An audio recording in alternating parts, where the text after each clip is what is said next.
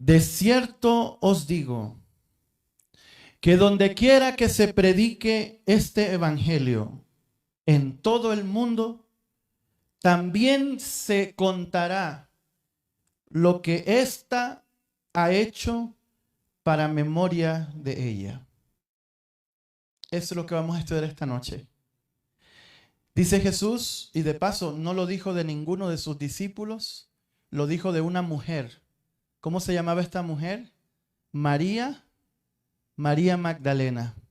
Jesús dijo así: donde quiera que se predique el evangelio, también se va a hablar de lo que ella hizo. ¿Y qué fue lo que ella hizo?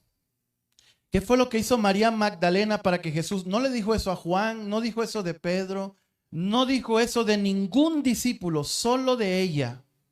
Algo tuvo que haber hecho ella para que Jesús dijera, donde se predique el evangelio, se va a hablar también de la historia de ella y de lo que ella hizo. María Magdalena. ¿Quién era María Magdalena? Bueno, quiero comenzar, voy a contarles esta noche un poco de la historia de María Magdalena. En primer lugar, debemos saber que María no era de Magdala, no era de Magdala. María era de Betania. Y en los tiempos bíblicos, Betania era un lugar hermoso. Era como, no sé, aquí en Guatemala, ¿dónde es que vive la gente más pudiente de Guatemala? Pero no sé si han ustedes ido a ver cómo son esos lugares, ¿verdad? En mi país hay ciertos lugares donde las casas son unas mansiones y la gente que vive allí vive muy bien, bien acomodada. A veces miramos esas casas y suspiramos, wow, quisiera vivir allí. Lo que no sabemos a veces es lo que pasa dentro de esas mansiones, ¿verdad? Betania era un lugar muy fino. Era el lugar donde se atendía a la gente importante. María nació en Betania realmente. Nació en un lugar lleno de cultura. Ahí estaban los mejores lugares para visitar en la época de ella, en su mundo. Era un lugar con mucha refinamiento, con mucha educación. Y no solo el lugar era bonito, sino que María creció en un hogar también muy bonito. La familia de María era especial. La Biblia habla de Marta. ¿Han ustedes escuchado de Marta? Marta era una tremenda mujer. De paso, era la que hacía cuando venía un rey, cuando venía una gente importante, era la que contrataban para hacer la comida. Era una persona muy querida y muy especial y muy talentosa, Marta. Pero también María tenía un hermano llamado Lázaro, que también era muy distinguido, muy respetado, muy querido por la gente. Fíjense que cuando Lázaro murió, el funeral estuvo llenísimo y la tumba de Lázaro era costosísima. Era una familia que lo tenía todo. María tenía todas las ventajas. María tenía todo el apoyo de su familia. María tenía todo su futuro por delante para crecer y triunfar en su vida. Tenía el apoyo de sus hermanos, tenía un lugar hermoso para vivir. Entonces lo que no se explica es por qué se fue a vivir a Magdala. Que de paso, Magdala era todo lo contrario que Betania. Magdala era el basurero en Israel. Magdala era el lugar donde la gente peor y más baja y más sucia vivía. Magdala era un lugar de delincuentes. Magdala era un lugar de prostitución, de promiscuidad. La pregunta es, ¿cómo llegó María Magdalena, María de Betania, a convertirse en María Magdalena? Vivir, trasladarse a ese lugar tan complicado. ¿Qué fue lo que le pasó? Pues déjenme decirles que María tuvo un problema de abuso. Ella fue víctima de un abuso. Ustedes saben que cada vez es más común esto en nuestros tiempos, ¿verdad? El abuso. Cuando era departamental de jóvenes aquí en Guatemala, teníamos un evento de conquistadores en la capital Y recuerdo que me puse a estudiar los índices de abusos aquí en Guatemala y yo quedé horrorizado en esos años. En esos años, la mediana decía que de cada 10 niños en Guatemala, 7 son abusados. Demasiado alto. Ustedes saben que vivimos en un tiempo donde niños y niñas están viviendo a expensas de ser abusados. Y María pasó por eso. María pasó por un abuso. Lo más terrible de eso es que el abusador era un líder religioso. Era un líder en el Sanedrín, era un fariseo llamado Simón. Y si ustedes saben un poco de estos asuntos de los abusos, saben que cuando los que están en un estatus de liderazgo religioso cometen esos errores, casi la gente no cree. Yo conocí a una señora en Costa Rica que me dijo, pastor, yo entré a una iglesia y vi, y cuando fui a contar, tenía 13 años ella, y corrió para contarle a la mamá, y la mamá le pegó por lo que ella vio. Y tristemente empezamos a entender que la vida se le complicó a María, porque fue víctima de abuso, porque tenía un agresor respetable, una persona importante, una persona religiosa.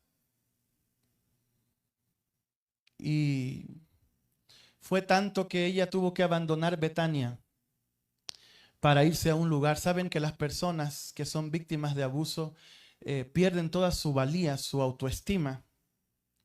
Y empiezan a sentirse que son como un pedazo de trapo, un pedazo de basura. Empiezan hasta a culparse a sí mismos. ¿Saben? Hay algunos niños que han sido abusados que piensan que ellos tienen la culpa, que ellos fueron los que lo permitieron. Muchos de ellos, muchas de ellas, y ahora antes se hablaba solo de niñas, pero ahora se abusan niños y niñas. Ya no hay distinción de eso. Ella se culpaba a sí mismo. Las personas que han sido abusadas generalmente les cuesta entablar relaciones sanas. Muchas de las víctimas de abuso, cuando llegan a casarse, les cuesta ser feliz, tener un hogar feliz, porque no confían en nadie. Se pierde la confianza en la vida, se pierde la confianza en el ser humano. Y muchas y muchos de estos niños y niñas abusados empiezan a sentir que eso es lo que le tocó y entran en un mundo de mucha promiscuidad. Empiezan a vivir en un mundo de valía muy baja y se entregan a pasiones como lo hizo María, a la que se le apodaba la pecadora.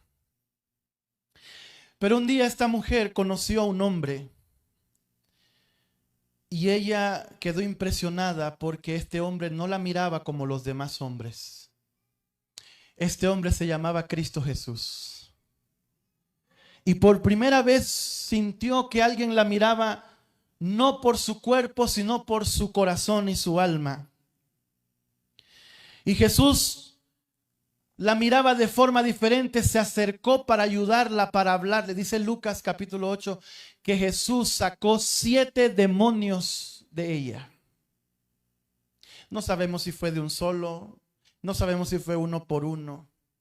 Pero Jesús estuvo haciendo un trabajo con esta chica para salvarla. Jesús quería mostrarle que había una oportunidad.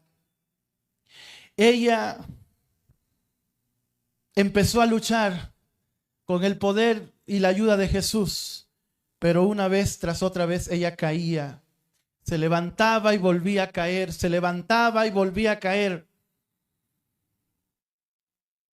Los discípulos, cuando la veían, decían, ya, ¿para qué Jesús va a hablar con esa mujer si viene un tiempo y de ahí se vuelve a ir? Todos se habían cansado, la familia de ella se había cansado, se habían dado por vencidos. Pero ¿saben? Hubo uno que nunca se da por vencido frente al pecador. Jesús nunca se cansó de ayudarla. Jesús nunca se fue de su lado. Siempre estuvo ayudándola en todo momento, porque aunque la gente se canse de ti y algunos digan, uy, otra vez volvió para la iglesia, sabes, nosotros los seres humanos podemos sentirnos vencidos por algunas cosas que hacen algunos. Pero Dios nunca se cansa de estar cerca del pecador. Y a Jesús no le importa tu pasado, no le importan tus caídas, no le importa lo que eres, sino lo que puedes llegar a ser en sus brazos de amor. De todas las luchas que esta mujer tuvo, llamada María Magdalena, de todas las luchas que tuvo, la lucha más grande que ella tuvo, definitivamente que fue el tener que perdonar a su agresor. Porque no es fácil, ¿verdad? Perdonar. No sé si alguien te ha herido el corazón alguna vez. Qué difícil es perdonar. Pero sabes, ella tenía que perdonar a su agresor. No porque el agresor lo necesitaba, sino que uno necesita perdonar. El perdón, cuando tú perdonas a una persona que te ha hecho daño, tú no estás diciendo que lo que ella te hizo estuvo bien. No, el perdón no es para eso. El perdón no es para decirle al agresor, estuvo bien lo que hiciste. No, el perdón no es para eso. Pero cuando tú perdonas, te liberas de odio. El perdón le hace bien al que perdona. Cuando tú perdonas, tu corazón sana. Y Dios puede hacer una obra especial contigo. Cuando abres tu corazón, cuando tú perdonas, estás en el primer paso, en el camino para sanar tu corazón. Si alguien te ha hecho daño en esta vida, en esta tierra, esta es una buena noche para perdonar. Ahora quiero hablar un poquito del abusador. ¿Quién era este abusador? Era un fariseo. Era un líder importante. ¿Se acuerdan del tema de ayer? ¿Se acuerdan del paralítico del estanque? Muchas de nuestras enfermedades son por nuestra vida, por nuestra maldad. Y este era un hombre malo. ¿Y saben qué sucedió? Le dio lepra.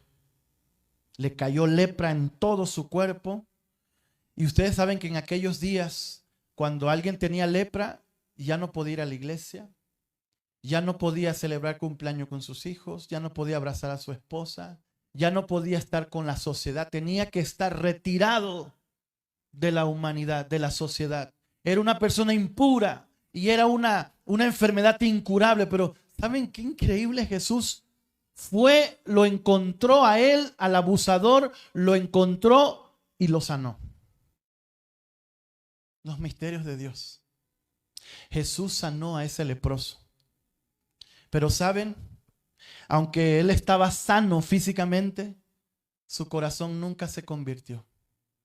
Sino que él se inventó una fiesta como para darle gracias a Jesús por lo que había hecho. Una vez sano, invitó, adivinen a quién, a Marta para que hiciera la comida. Ahí estaba Lázaro también, estaban los discípulos. Jesús llegó. Solo a una persona no invitó.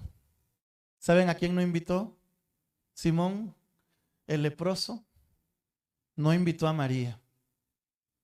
Pero María lo había perdonado. Y a pesar de lo que decía la gente de ella, y a pesar de las críticas y los comentarios que se oían hablar de la pecadora, ¿saben? María ya hasta se había convertido, pero la gente la llamaba la pecadora. María aprendió a vivir con esa etiqueta, la pecadora, pero ya era una discípula de Cristo. Ya Jesús había sacado los 7 demonios, pero ella creció viviendo siempre llamándose la pecadora. Y en esa fiesta ella se acercó. Ahora hay algo interesante que pude notar mientras leía la historia de esta mujer, y por eso comprendo por qué Jesús dijo, donde quiera que se predique el evangelio se va a hablar de ella. Les voy a explicar.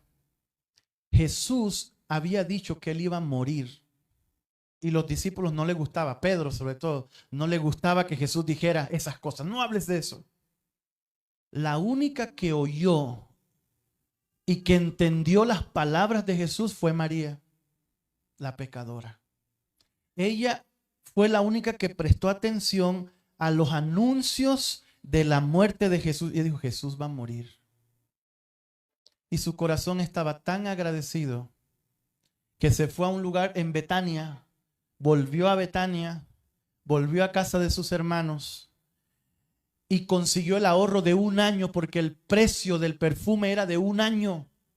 Fue a comprarlo, pagó una cantidad grande de dinero, el salario de una persona de todo 1 año. Y agarró eso, y aunque no era invitada a esa fiesta, entró. Y dice la Biblia que reventó el vaso de alabastro, ese perfume lo reventó. Y cuando el aroma empezó a soltarse por todo el lugar, rápidamente Judas y todos empezaron a criticarla. ¿Qué es ese desperdicio, ese despilfarro? Mejor se hubiera dado a los pobres. Pero ella, con sus cabellos y llorando, empezó a ungir la cabeza y los pies de Jesucristo. Saben, María no entendió lo que ella estaba haciendo. Pero te voy a decir algo maravilloso esta noche. Cuando Jesús vio ese vaso de alabastro allí quebrado, Jesús tuvo una visión del futuro que le llegaba en pocos días. Jesús sabía que ese perfume lo representaba a Él. Saben, algunas personas, al principio María, cuando compró el perfume, estaba pensando en lo que Jesús había dicho: Él va a morir y cuando Él muera, yo voy a ungirlo muerto. Pero después, cuando escuchó de la fiesta que había en casa de Simón, el leproso, ella cambió de idea. No, voy a ofrendar esto en vida. ¿No se han dado cuenta ustedes que cuando la gente se muere, hay unos que se ponen amables ya cuando están muertos? Voy a decirte algo en el nombre de Dios. No esperes que alguien se muera para darle amor o cariño. María lo hizo estando él vivo. Le llevó el perfume vivo, lo ungió vivo. Y aunque ella no sabía lo que estaba haciendo, Jesús dijo: déjenla, porque ella está preparando mi cuerpo ¿para qué? Para mi sepultura. Déjenla, porque así como parece un despilfarro, así también muchos pensarán que mi muerte es un despilfarro de sangre. Es un mal gasto. ¿Para qué? ¿Para qué vas a morir por esa gente que ni te presta atención? Ni se quieren entregar a ti. Ni siquiera quieren darte el corazón. ¿Para qué vas a morir? Y saben, hermanos, amigos, cuando Jesús estaba clavado con el dolor en sus manos y sus pies, cuando pendía en el madero, cuando Jesús estaba crucificado y tenía el dolor, y Satanás susurraba en su oído que eso no valía la pena, que dejara eso. ¿Saben? Jesús recordaba a María. Jesús recordó lo que ella hizo y dijo: no, yo sé que hay gente como María que va a aceptar mi sacrificio. Yo sé que hay gente como María que va a vivir agradecido por lo que yo he hecho por ellos. Y por eso, en las horas finales de Jesús, Él recordaba el maravilloso gesto que había hecho esta mujer por Él. Nadie lo entendió, pero Jesús sí lo entendió. Porque todo sacrificio que tú haces por el Señor es bien recompensado en el reino de los cielos.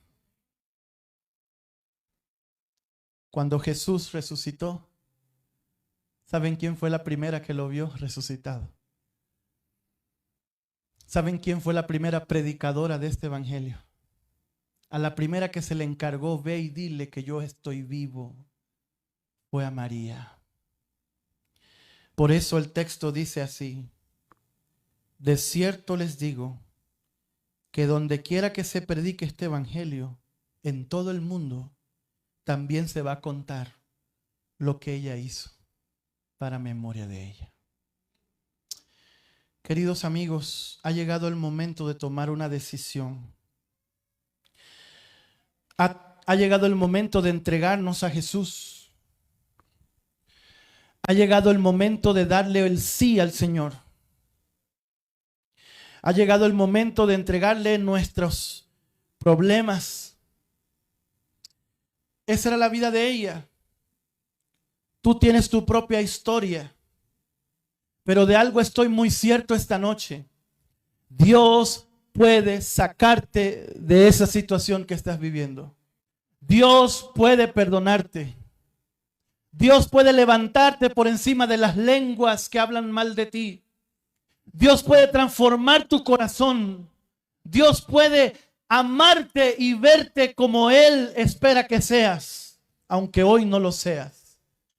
Por eso en esta hora yo quiero hacer una invitación muy especial. Algunas personas aquí que necesitan entregar su vida a Jesús a través del bautismo. Mañana en la noche es el día escogido para que tú puedas nacer de nuevo como lo hizo María. Para que también se cuente lo que tú has hecho por el Señor. Por eso yo voy a invitar a los que ya han decidido entregarse a Jesús que vengan aquí conmigo.